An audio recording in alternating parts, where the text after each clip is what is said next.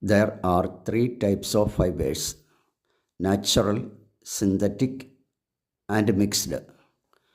Wool, cotton, and silk are natural fibers.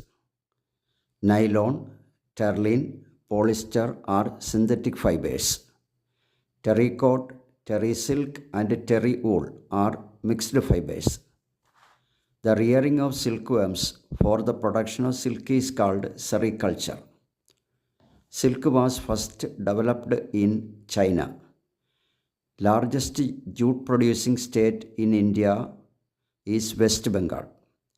India is the largest jute producing country in the world.